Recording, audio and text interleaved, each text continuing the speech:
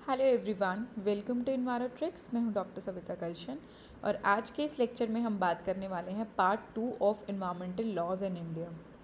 Last lecture जो है हमने डिस्कस किया था उसमें वाइल्ड लाइफ प्रोटेक्शन एक्ट, साथ ही साथ हमने बात की थी वाइल्ड लाइफ प्रोटेक्शन एक्ट के बाद जो है आपका फॉरेस्ट कंजर्वेशन एक्ट आया था। कुछ इंटरेस्टिंग फैक्ट जो है हमने डिस्कस किए थे 19 से 1927 में जो है आपका इंडियन फॉरेस्ट एक्ट जो बनाया गया था, जिसके बेसिस पे 3 पार्ट में जो है फॉरेस्ट को कैटेगराइज किया। साथ ही साथ हमने बात की थी कि वाइल्ड लाइफ प्रोटेक्शन एक्ट जो है वो किस आर्टिकल के तहत बनाया गया। 2 से ज़्यादा स्टेट्स मिलके जब अपील करती है सेंटर में तो तब जो है वो लॉज बनाए जाते थे। तो 11 स्टेट ने मिलकर जो है जब अपील किया था तो वाइल्ड लाइफ प्रोटेक्शन एक्ट जो है वो बनाया गया था। नेक्स्ट अगर हम बात करें फॉरेस्ट कंजर्वेशन एक्ट की, हमने बात की थी, उसके अमेंडमेंट्स की बात की थी और साथ ही साथ हमने बात की थी वाटर एक्ट की। वाटर एक्ट के बाद हमने बात की थी एयर एक्ट 1981 की और इन्वायरमेंट प्रोटेक्शन एक्ट 1986 की।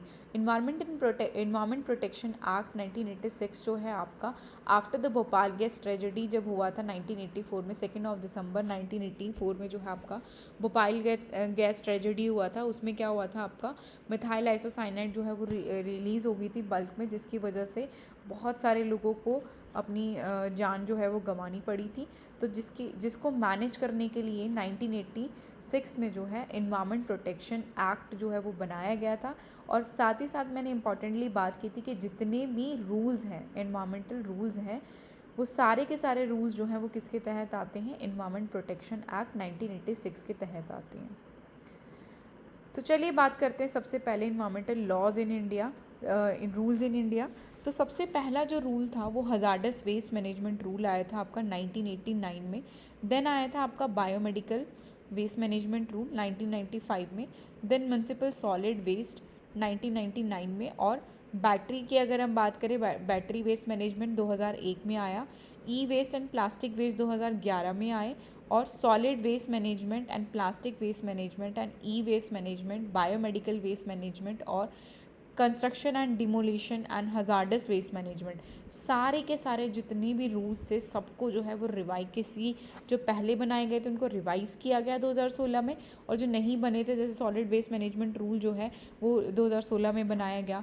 प्लास्टिक वेस्ट मैनेजमेंट रूल 2016 में बनाया गया, अलग से उसको कैटेगराइज़ किया। क्योंकि प्लास्टिक वेस्ट का जनरेशन जो है वो डे बाई डे इंक्रीज़ होने लग गया था। साथ ही साथ हमने बात की और construction and demolition waste management rule जो है वो भी आपका 2016 में बनाए गए। और हजार्डस वेस्ट मैनेजमेंट जो रूल था उसको रिवाइज़ करा गया, जिसको अमेंड किया गया और 2016 में जो है उसके अलग से जो है वो रूल्स बनाए गए। क्लियर है? तो बैटरी और ई वेस्ट मैनेजमेंट रूल जो है आपका और प्लास्टिक वेस्ट मैनेजमेंट रूल को है 2022 में फिर से जो है अमेंड किया। तो चलिए आज के टॉपिक में डिस्कस करते हैं हम hazardous waste management and handling rule 1989। Last lecture में जो है आपका कुछ क्वेरीज थी रिलेटेड टू फॉन्ट साइज़, तो मैंने इसीलिए जो है इस टॉपिक को एक फ्लो चार्ट की फॉर्म में भी मैंने इसमें रखा है और साथ ही साथ मैंने जो है इसको इस तरीके से कंपाइल किया है ताकि आप इजीली जो है इसको देख पाएँ और समझ पाएँ। तो चलिए एक बार ओवरव्यू ले लेते हैं हजार्डस वेस्ट मैनेजमेंट रूल के बारे में। हजार्डस वेस्ट मैनेजमेंट रूल जो है वो आपका इन्वायरमेंट प्रोटेक्शन एक्ट 1986 के तहत जो है वो बनाया गया था। इसको environmental hazardous waste management and handling rule जो है वो 1989 में बनाए गए थे। कब बनाए गए थे? 1989 में। 2008 में इसको अमेंड किया गया, 2009 में अमेंड किया गया, 2010 में और 2016 में जो है इसमें मेजर चेंजेस कर दिए गए। उसके बाद हमने इसको क्या बोला? Hazardous waste management rule 2016, hazardous waste management rule 2016। इससे पहले हम क्या बोलते थे इसको? Hazardous waste management and handling rule 1989। तो हैंडलिंग वर्ड जो है यहाँ से कट कर दिया गया और हजार्डस वेस्ट मैनेजमेंट रूल 2016 जो है इसका नाम रख दिया। क्लियर है? देन अगर हम बात करें कि हजार्डस वेस्ट होता क्या है, देखो इसके ऊपर मैंने एक शॉर्ट लेक्चर भी बहुत अलग से जो है वो बना रखा है। मैंने सारा का सारा टॉपिक जो है उसमें कवर कर रखा है, why this is in news और रिलेटेड इश्यूज़ जो हैं वो कवर कर रखे हैं मैंने। तो हजार्डस वेस्ट की अगर हम बात करें तो हजार्डस वेस्ट क्या होता है? Danger to wealth which is danger to health और इन्वायरमेंट। जो वेस्ट हमारा डेंजरस होता है हेल्थ के लिए और इन्वायरमेंट के लिए, उसको हम क्या बोलेंगे, हज़ार्डस वेस्ट। बट अगर उसके अंदर ये करेक्टरिस्टिक्स हैं तो हम उसको क्या बोलेंगे, हज़ार्डस वेस्ट बोलेंगे। तो any waste which is danger to health और environment due to their characteristics like toxicity, flammable होगा, रिएक्टिव होगा या फिर कोरोसिव होगा, तो उस वेस्ट को हम क्या बोलेंगे, हज़ार्डस वेस्ट। जो भी वेस्ट आपका टॉक्सिक, डेंजर टू हेल्थ होगा और इन्वायरमेंट होगा, टॉक्सिक होगा, फ्लेमेबल होगा, रिएक्टिव होगा और कोरोसिव होगा, उस वेस्ट को हम क्या बोलेंगे, हज़ार्डस वेस्ट बोलेंगे। क्लियर है। देन नेक्स्ट अगर हम बात करें वेस्ट जनरेशन की, वेस्ट जनरेशन की अगर हम बात करें तो इंडिया जो है आपका 7.66 मिलियन टन वेस्ट जो है वो पर ईयर जनरेट करता है। कितना, 7.66 मिलियन टन वेस्ट जो है वो पर ईयर जनरेट करता है, which is hazardous waste. And जिसका मेन सोर्स क्या है, इंडस्ट्रीज़। क्या सोर्स है उसका, मेजर सोर्स हज़ार्डस वेस्ट का, इंडस्ट्रीज़ जो है उसका मेजर सोर्स है। नेक्स्ट अगर हम बात करें हज़ार्डस वेस्ट की, तो जितना जो ये 7.66 मिलियन टन जो वेस्ट जनरेट हो रहा है उसमें से सिर्फ और सिर्फ आपका 44.3% जो है आपका लैंडफिल्स में जाता है, 47.2% जो है आपका रिसाइक्लेबल में जाता है और 8.2% जो है वो आपका इंसिनरेशन प्रोसेस के लिए जाता है। तो लैंडफिल के लिए जो जा रहा है वो कितना है, 44%। देन रिसाइकिल के लिए जो जा रहा है दैट इज़ 47% और इंसिनरेशन के लिए जो जा रहा है दैट इज़ 8.5%। तो लैंडफिल में और लैंडफिल में आप देख रहे हो अब भी जो है वो बहुत लार्ज कंसंट्रेशन में जो है आपका हज़ार्डस वेस्ट डिस्पोज हो रहा है। तो नेक्स्ट अगर हम बात करें कि 83% ऑफ हज़ार्डस वेस्ट जो है आपका वो गुजरात, महाराष्ट्र, तमिल, आंध्र प्रदेश, वेस्ट बंगाल और छत्तीसगढ़ करते हैं। तो सबसे ज़्यादा हज़ार्डस वेस्ट जो है 83% ऑफ हज़ार्डस वेस्ट जो है वो ये स्टेट्स जो हैं वो करती हैं सबसे ज़्यादा, गुजरात, महाराष्ट्र, तमिलनाडु, आंध्र प्रदेश, वेस्ट बंगाल और छत्तीसगढ़। ये सारी की सारी स्टेट्स जो हैं आपका 83% ऑफ हज़ार्डस वेस्ट जो है वो आपका जनरेट करती हैं। नेक्स्ट अगर हम बात करें 2016 के हैंडलिंग वेस्ट मैनेजमेंट रूल की, तो 2016 का जो हैंडलिंग वेस्ट मैनेजमेंट रूल है वो क्या प्रमोट कर रहा है, रीसाइकिल एंड रीयूज़, कि हमें क्या करना है, वेस्ट को ज़्यादा से ज़्यादा क्या करना है, रीसाइकिल करना है और रीयूज़ करना है। साथ ही साथ ये बात की गई थी 2016 में जो है कुछ वेस्ट को और इंक्लूड करा गया था, जिसमें आपके electronic, paper waste, metal scrap और वेस्ट टायर जो हैं वो आपके रिसाइक्लेबल वेस्ट जो हैं उसमें जाएंगे, और वो जो है आपका इंक्लूड किया गया था 2016 अमेंडमेंट के तहत। तो हज़ार्डस वेस्ट मैनेजमेंट रूल की अगर हम बात करें तो so what is hazardous waste, the waste which is danger to health और environment and which is toxic, flammable, reactive, corrosive अगर होगा, ये करेक्टरिस्टिक्स अगर शो करेगा तो उस वेस्ट को हम क्या कहेंगे, हज़ार्डस वेस्ट कहेंगे।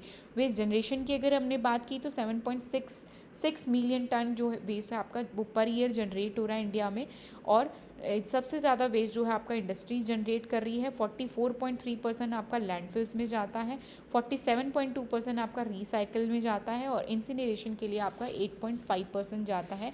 हाई टेम्परेचर पे हम क्या करते हैं, उस वेस्ट को डिकम्पोज करते हैं। लेकिन इसके ड्रॉबैक्स ये रहते हैं कि हाई कंसंट्रेशन पे अगर हम डिस्पोज कर रहे हैं लेकिन एयर पोल्यूशन जो है वो आपका जनरेट हो रहा है, क्रिएट हो रहा है, और ऐश जो है वो लार्ज कंसंट्रेशन में प्रोड्यूस होती हैं। अगर हज़ार्डस वेस्ट की अगर हम बात करें तो 83% हज़ार्डस वेस्ट जो है आपका गुजरात, महाराष्ट्र, तमिलनाडु और आंध्र प्रदेश, वेस्ट बंगाल और छत्तीसगढ़ जो है आपका क्रिएट करते हैं। इंपॉर्टेंटली हमने क्या बात की थी कि इसका अमेंडमेंट जो है वो मेजर अमेंडमेंट हमें 2016 में देखने को मिली, जिसमें रिसाइकिल और रीयूज़ को जो है सबसे ज़्यादा प्रमोट करने की बात की, और कुछ कैटेगरीज़ को जो है इसमें ऐड करा, जिसमें electronic, paper waste, metal scrap और वेस्ट टायर्स को ऐड किया गया था। मोस्ट इम्पॉर्टेंटली अगर हम बात करें कि नेशनल कन्वेंशन की, तो नेशनल कन्वेंशन की अगर हम बात कर रहे हैं तो उसमें आता है आपका बेसल कन्वेंशन 1992। क्या आता है आपका मतलब इंटरनेशनल लेवल पे जो है हज़ार्डस वेस्ट मैनेजमेंट के लिए एक बेसल कन्वेंशन बनाया गया था। कब बनाया गया था? 1989 में जो है आपका Basel convention for hazardous waste management जो है वो बनाया गया था. It is the international effort. ठीक है, इंटरनेशनल एग्रीमेंट था ये. तो Basel convention which is started for hazardous waste management rule. ठीक है, इन 1989 में जो है इसको बनाया गया था. इंडिया इसको फोर्स में कब लाया गया? 1992 में जो है इसको फोर्स में लाया गया. और इंडिया ने जो है इस कन्वेंशन को जो है वो साइन कर रखा है. इस कन्वेंशन को क्या किया हुआ इंडिया ने? साइन कर रखा है. तो हजार्डस वेस्ट आपके प्रीवियस ईयर क्वेश्चंस में जो है वो इस तरीके के क्वेश्चन पूछ रखे हैं कि Basel convention which is related to what. तो Basel convention which is related to hazardous waste management. और ये क्या है आपका? एक इंटरनेशनल एफर्ट है, इंटरनेशनल एग्रीमेंट है for the management of hazardous waste, for the management of hazardous waste. ठीक है, it is the international convention for to manage the hazardous waste. Next अगर हम बात करें कि इस वेस्ट को हमने क्या करना है, ज़्यादा से ज़्यादा हमें इसे प्रिवेंट करना है, मिनिमाइज़ करना है. मिनिमाइज़ करके हम इसको क्या करें? रीयूज़ कर लें, रिसाइकिल कर लें, रिकवर कर ले. रिकवरी में आप यूटिलाइजेशन की भी बात कर सकते हैं और उसका क्या कर दे? सेफ डिस्पोजल कर दे. सेफ डिस्पोजल के लिए हमें किसकी परमिशन लेनी पड़ेगी? स्टेट पोल्यूशन कंट्रोल बोर्ड की. तो स्टेट पोल्यूशन कंट्रोल बोर्ड से हमें क्या लेना पड़ेगा? एनओसी लेना पड़ेगा for the disposal of hazardous waste. Safe disposal of hazardous waste के लिए हमें एनओसी लेना पड़ेगा. किससे? स्टेट पोल्यूशन कंट्रोल बोर्ड से. ड्यूटीज़ की अगर हम बात करें तो स्टेट गवर्नमेंट का ड्यूटी क्या है कि एनुअल इन्वेंट्री बनाना. और ministry of environment forest climate change जो है वो एनुअल रिपोर्ट तैयार करती है. एनुअल रिपोर्ट जो है मिनिस्ट्री ऑफ एनवायरनमेंट फॉरेस्ट को क्या करना होता है? हर जो जहाँ से भी हजार्डस वेस्ट जनरेट हो रहा है, जिस भी इंडस्ट्री से वो जनरेट हो रहा है, तो उनको एनुअल रिपोर्ट जो है वो सबमिट करना होता है ministry of environment forest climate change को. और जिस भी स्टेट के अंदर जो है, स्टेट गवर्नमेंट के अंदर जो भी इंडस्ट्री आ रही है, तो उनको एनुअल इन्वेंट्री बनाना होता है जो कि उनको सीपीसीबी में क्या करना पड़ता है? सबमिट करना पड़ता है. नेक्स्ट हम बात कर लेते हैं कि how hazardous waste is dispose. Hazardous waste को डिस्पोज करने के लिए हम क्या क्या करते हैं? तो को प्रोसेसिंग का यूज़ करते हैं. को प्रोसेसिंग में क्या होता है? It involve using a waste material like industrial by product. Industries का जो बाय प्रोडक्ट है, और या फिर जिसको हम बोल रहे हैं hazardous waste, as alternative raw material और फ्यूल. तो उसको हम क्या कर लें? As a raw material use कर लें या फिर एज अ फ्यूल यूज़ कर लें as a in industries. Specially cement manufacturing और अदर हाई टेम्परेचर इंडस्ट्रीज़ में जो है इस तरीके का प्रोसेस, को प्रोसेसिंग जो है हमें देखने को मिलता है. About 25% cement plant have started को प्रोसेसिंग इन इंडिया. तो 25 सीमेंट प्लांट जो है इंडिया में वो क्या करने लगे हैं? को प्रोसेसिंग का यूज़ जो है वो करने लगे हैं. को प्रोसेसिंग में क्या हो रहा है आपका? इंडस्ट्रियल बाय प्रोडक्ट को या हजार्डस वेस्ट को एज अ रॉ मटेरियल या फिर एज अ फ्यूल जो है वो यूज़ करते हैं. नेक्स्ट अगर हम बात करें मटेरियल एंड एनर्जी रिकवरी, तो वेस्ट से एनर्जी रिकवरी कर लें. कि मटेरियल रिकवरी में आपका क्या आएगा कि material value embedded in the waste, whereas energy recover utilise in calorific value. तो एनर्जी जो हम यूटिलाइज कर रहे हैं उसको किस में हम यूटिलाइज करते हैं? किस में रिकवर करते हैं? कैलोरीफिक वैल्यू में. ठीक है, क्लोरीफिक वैल्यू में जो है हम उसको क्या करते हैं? यूटिलाइज करते हैं. कि वेस्ट से क्या कर लें? एनर्जी जनरेट कर लें. ठीक है, एग्जाम्पल के तौर पे अगर हम बात करें तो कॉपर फ्रॉम केबल रेजिड्यूज़. जो केबल रेजिड्यूज़ में जो है, केबल वायर्स में जो हम कॉपर यूज़ करते हैं, उसको हम क्या करें? रीमेल्टिंग ऑफ कॉपर और recovery of lead from use battery. कि हम उसको रीमेल्ट कर दें और वापस से जो है उसको रीयूज़ कर लें. और लेड फ्रॉम यूज़ बैटरी जो है हम उसको भी क्या कर सकते हैं? रिकवर कर सकते हैं, रीयूज़ कर सकते हैं. नेक्स्ट अगर हम बात करें spent the lube oil solvent and solid and semi solid grease and wax can be used in alternative fuel for industrial process that require thermal energy input. तो thermal energy input के लिए हम क्या करें?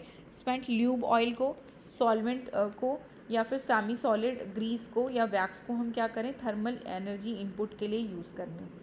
इंसिनरेशन प्रोसेस में क्या हो रहा है कि burning waste in big furnace at a high temperature पे हम क्या करेंगे?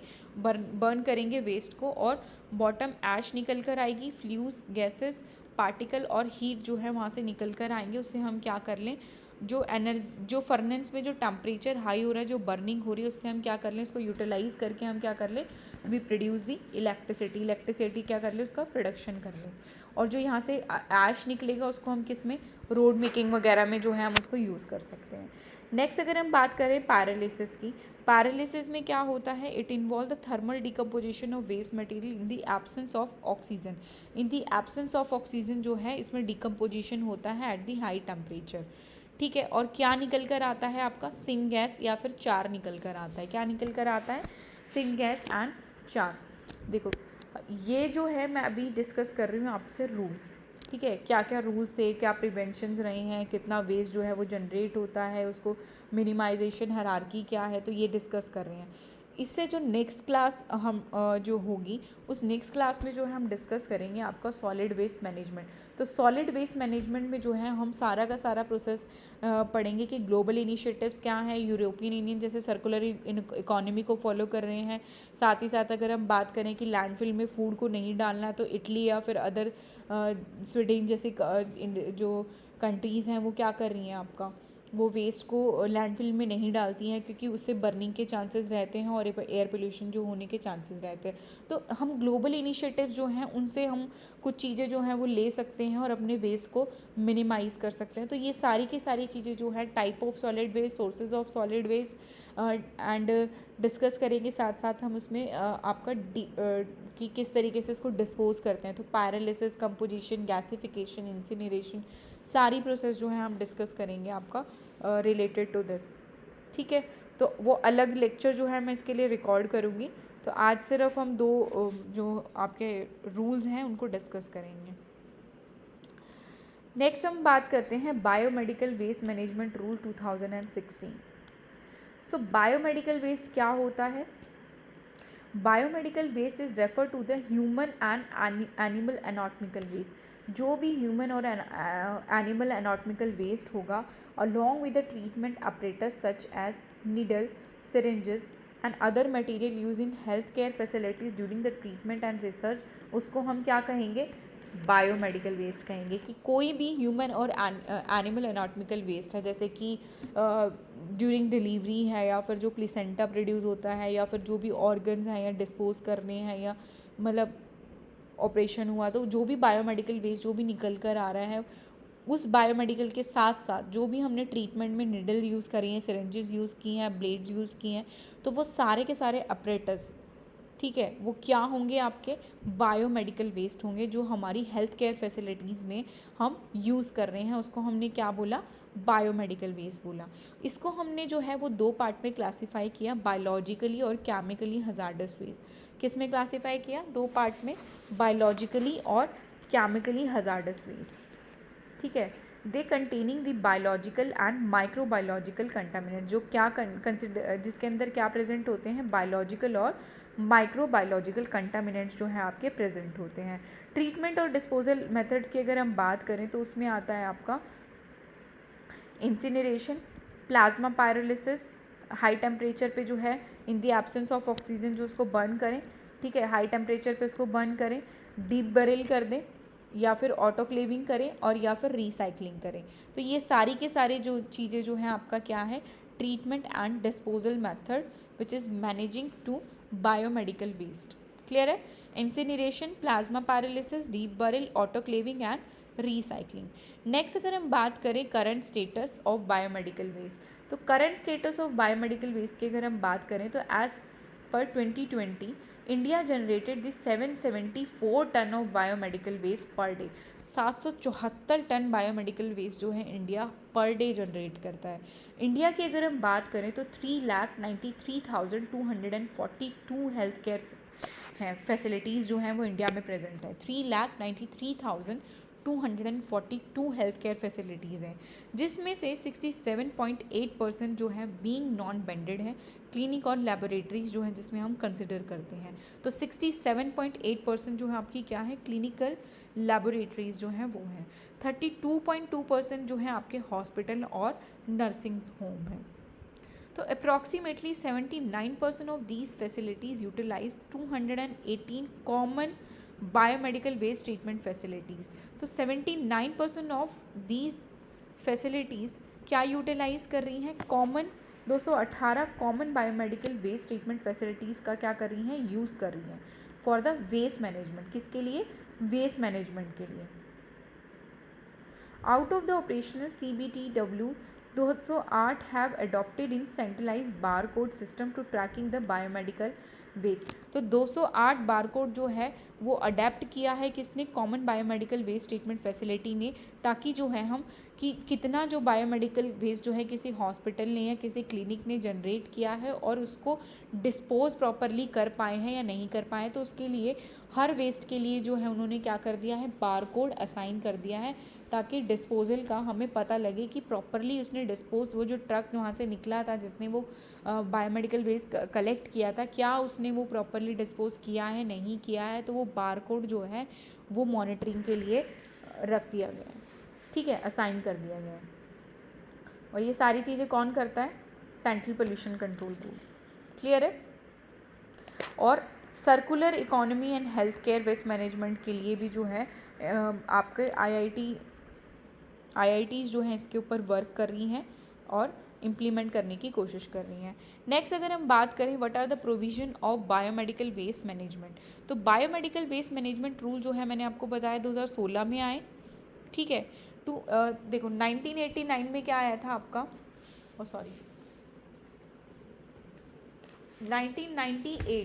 1998 में biomedical waste management and handling rules आए, ठीक है। इनको रिवाइज कब किया, इनको रिवाइज किया गया आपका 2016 में, ठीक है। कब रिवाइज किया इसको, अर्लियर जो है वो 1998 में रूल्स आए, 2016 में इसको रिवाइज किया। अगर टॉप स्टेट की अगर हम बात करें जो सबसे ज़्यादा बायोमेडिकल वेस्ट जनरेट करती है, उसमें आता है आपका महाराष्ट्र, कर्नाटका, गुजरात और उत्तर प्रदेश, UP। और कौन सी मिनिस्ट्री जो है इसके साथ डील करती है, that is the ministry of environment, forest and climate change. 1998 में जो है आपकी 10 कैटेगरीज ऑफ वेस्ट थे, ठीक है, 10 कैटेगरीज थी वेस्ट की, लेकिन इसको रिड्यूस करके 2016 में कितना कर दिया है, 4 कैटेगरीज में डिवाइड कर दिया है। कितनी कैटेगरीज में डिवाइड कर दिया है, 4 कैटेगरीज में। और सिग्रीगेशन को क्या कर दिया, कलर कोडिंग और बार कोडिंग जो है वो बना दिया फॉर द ट्रैकिंग, ठीक है। बार कोड असाइन कर दिए और कलर जो है वो असाइन कर दिए बैग्स को और बीन्स को। क्लियर है। देन अगर हम बात करें क्लोरीनेटेड प्लास्टिक बैग्स, ठीक है, 2016 अमेंडमेंट की अगर हम बात करें, the ambit of rule has been expanded to include vaccination in camp, ठीक है, एक्सपेंडेड टू इंक्लूड। अब जो वैक्सीनेशन होगा कैंप्स में उनको भी इंक्लूड किया जाएगा इसमें, ब्लड डोनेशन कैंप्स में जो भी चीज़ें यूज़ हो रही हैं उसको, सर्जिकल कैंप्स या फिर any other health care activities जो हैं उनसे जो वेस्ट जनरेट हो रहा है वो सारा का सारा वेस्ट जो है वो आपका किस में जाएगा, बायोमेडिकल वेस्ट रूल 2016 के तहत जो है उसको मैनेज किया जाएगा। नेक्स्ट अगर हम बात करें क्लोरीनेटेड प्लास्टिक बैग, जिसमें आपके आते हैं ग्लव्स और ब्लड बैग्स। जो ब्लड बैंक्स में स्टोरेज के लिए जो बैग्स यूज़ करते हैं वो क्लोरीनेटेड प्लास्टिक बैग्स होते हैं। तो उनसे हमें क्या करना है, उनको ख़त्म करना है, उनको फेज़ आउट करना है with in 2 years starting from March 2016। कब स्टार्ट किया गया था कि क्लोरीनेटेड बैग्स को जो है हमें ख़त्म करना है with in 2 years starting from March 2016। Clear है।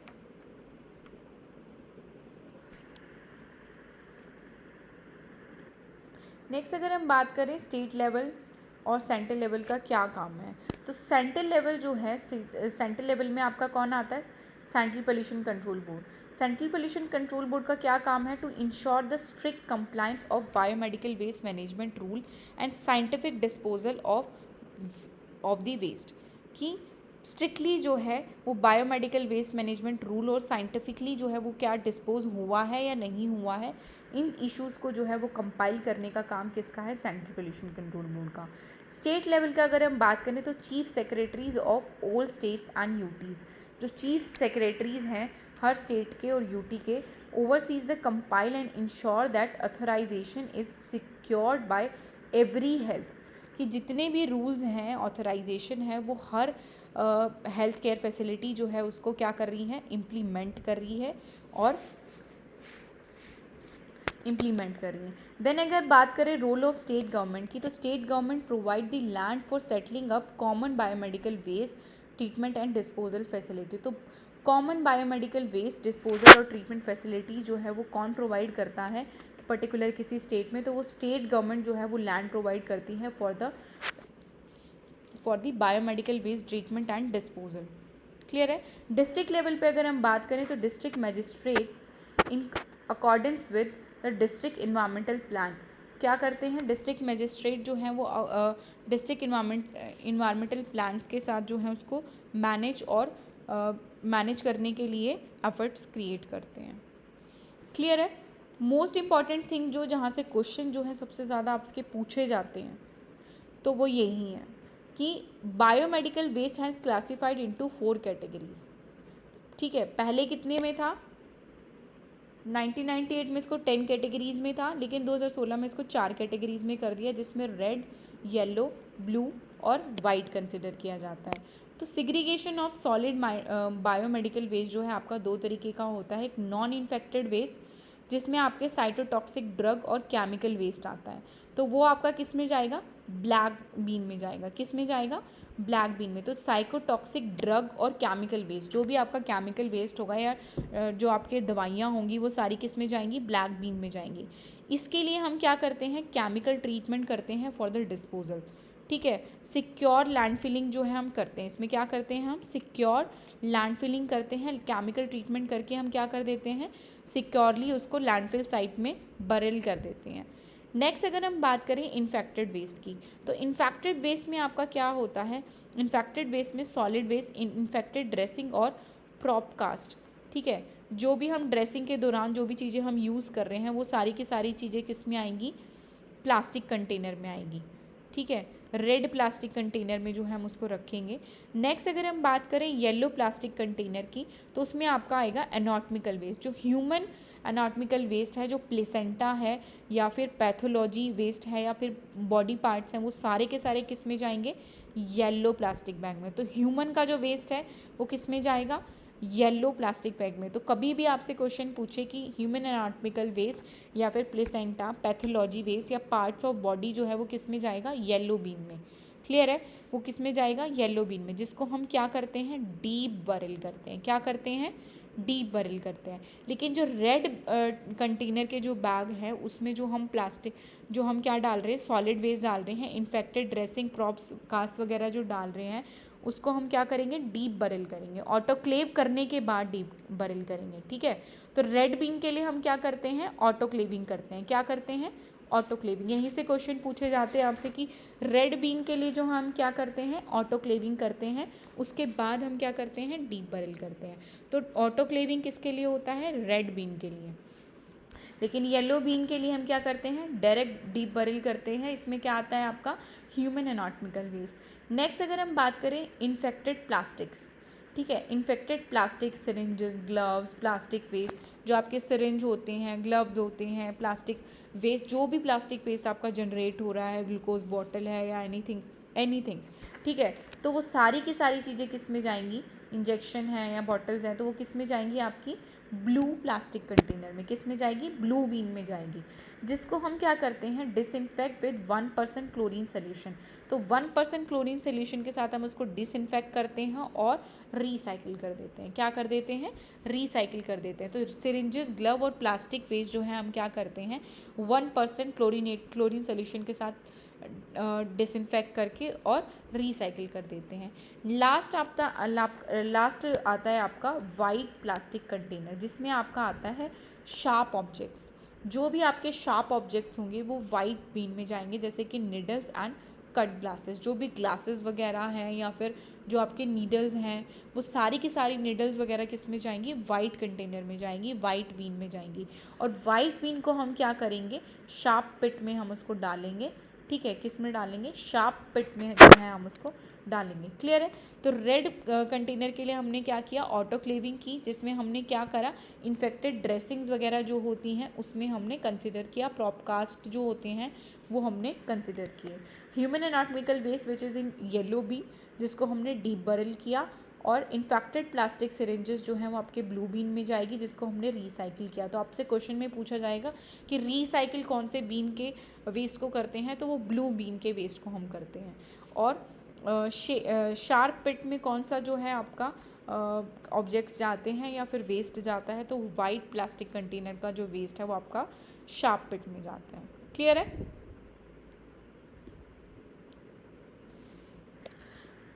तो एक बार ओवरव्यू ले लेते हैं आज हमने क्या क्या डिस्कस किया है। एक हमने hazardous waste management handling rule discuss किए, जिसमें हमने बात की कि ड्यूटीज़ की कि स्टेट गवर्नमेंट और ministry of environment forest climate change जो है उनका ड्यूटी होता है एनुअल रिपोर्ट बनाना और उनको एनालाइज करना। क्लियर है? 2 दिसंबर 1984 भोपाल गैस ट्रेजेडी के बाद जो है hazardous waste management handling rule बनाए गए 1989 में। इसको रिवाइज़ किया गया। मेजर रिवीजन की अगर हम बात करें तो 2016 में जो है इसमें का मेजर रिवीजन हुआ, जिसमें प्रमोट किया गया रिसाइकल और रीयूज़ के लिए। और इस एक्ट को EPA एक्ट 1986 के तहत जो है वो बनाया गया था। 2016 में कुछ अदर वेस्ट को भी जो है इसमें इंक्लूड करा, जिसमें आपके electronic, paper waste, metal sharp और वेस्ट टायर्स को रखा गया।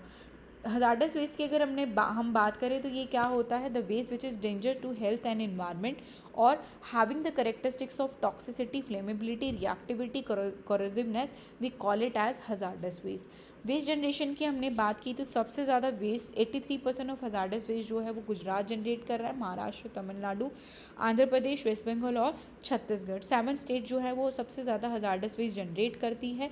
44% जो है आपका लैंडफिल में जाता है हज़ार्डस वेस्ट और 47% जो है आपका रिसाइकिल में जाता है। तो मैक्सिमम जो है आपका रिसाइकिल में जाता है। इंसिनरेशन वेस्ट की इंसिनरेशन प्रोसेस के लिए जो है आपका 8.5% वेस्ट जो है आपका जाता है। तो सेफ डिस्पोजल के लिए जो है आपको NOC लेना पड़ता है किससे, स्टेट पोल्यूशन कंट्रोल बोर्ड से। और इंटरनेशनल कन्वेंशन की अगर हम बात करें to manage the hazardous waste, that is the Basel convention, India जो है इसकी सिग्नेटरी बॉडी है और 1992 में जो है ये जो आपका फोर्स में आया था। क्लियर है? नेक्स्ट हमने बात की थी बायोमेडिकल वेस्ट मैनेजमेंट की, जिसमें हमने इंपॉर्टेंट वेस्ट की हमने बात की कि 4 तरीके के बीन्स होते हैं, red bean, blue bean, yellow bean और वाइट बीन। ब्लैक बीन और एक ब्लैक बीन। ब्लैक बीन जो है वो नॉन इन्फेक्टेड होता है, जिसमें आपके ड्रग्स होते हैं। ड्रग्स को हम क्या करते हैं, डिसइंफेक्ट करके, केमिकल ट्रीटमेंट करके डायरेक्टली जो है हम क्या कर देते हैं, ब्लैक बीन के वेस्ट को की डीप बरिल कर देते हैं आफ्टर केमिकल ट्रीटमेंट। नेक्स्ट अगर हम बात करें आपका आता है रेड बीन। रेड बीन में जो आपके प्रॉप कास्ट वगैरह आते हैं या फिर ड्रेसिंग में हम जो यूज़ करते हैं, पट्टी वगैरह जो हम लगाते हैं, वो आपका किस में जाएगा, कॉटन है, पट्टी है, ये सारी चीज़ें जिसमें जाएंगी रेड बीन में जाएंगी। इसको हम ऑटोक्लेव करके क्या कर देते हैं, डीप बरिल कर देते हैं। नेक्स्ट अगर हम बात करें उसके बाद आता है आपका येलो बीन। येलो बीन में ह्यूमन एनाटॉमिकल वेस्ट आता है, प्लेसेंटा या फिर बॉडी पार्ट जो भी आपके होते हैं वो सारे के सारे आपके येलो बीन्स में जाएंगे, जिसको हम डीप बरिल करते हैं। नेक्स्ट आता है आपका ब्लू बीन। ब्लू बीन में आपके शार्प ऑब्जेक्ट्स आते हैं। ब्लू बीन में आपके प्लास्टिक ऑब्जेक्ट्स आते हैं, जैसे इंजेक्शन हो गया, प्लास्टिक बॉटल्स होगी, ग्लूकोज बॉटल्स होंगी, या इंजेक्शन जो भी आपका प्लास्टिक से रिलेटेड बायोमेडिकल में जो भी चीज़ें यूज़ हो रही हैं वो सारा का सारा आपका जाएगा ब्लू बीन में, जिसको हमने क्या किया, 1% क्लोरीनेटेड सोल्यूशन के साथ डिसइंफेक्ट करके और बरिल कर दिया। नेक्स्ट आता है आपका वाइट बीन। वाइट बीन के ऑब्जेक्ट्स को हम क्या करते हैं, शार्प पिट में डाल देते हैं। क्लियर है? और ये जो है इन्वायरमेंट प्रोटेक्शन एक्ट 1986 के तहत बनाया गया था। इसका मेजर रिवीजन 2016 में हमें देखने को मिला। 1998 में जो है ये रूल आया था और 2016 में इसका रिवीजन किया। टॉप स्टेट्स की अगर हम बात करें तो उसमें सबसे ज़्यादा जो बायोमेडिकल वेस्ट जनरेट करती है उसमें आता है आपका महाराष्ट्र, देन कर्नाटका, गुजरात और Uttar Pradesh. Ministry of environment forest जो है इसकी नोडल मिनिस्ट्री है और 1998 में 10 कैटेगरीज थी, इसको रिड्यूस करके 4 कैटेगरीज में कर दिया गया। सेग्रीगेशन की अगर हम बात करें तो ये कलर कोडेड बीन्स होते हैं, बार कोडिंग जो है वो टैकल करने के लिए रखा गया है to manage the biomedical waste. Amendment की अगर हम बात करें तो 2018 में to phase out the chlorinated bag in March 2019 तक की बात की गई थी। 2019 में pre treatment of lab before disposal autoclaving, कि प्री ट्रीटमेंट करना होगा लैब में डिस्पोज करने से पहले जो है हमें ऑटोक्लेव करना होगा हमें वेस्ट को, जो ऑटोक्लेव होने वाले वेस्ट हैं। और ह्यूमन बायोमेडिकल वेस्ट होता क्या है, कोई भी ह्यूमन और एनिमल एनाटॉमिकल वेस्ट जिसके और जो ट्रीटमेंट अपरेटस हम यूज़ कर रहे हैं वो सारा का सारा जो है आपका क्या होगा, बायोमेडिकल वेस्ट होगा।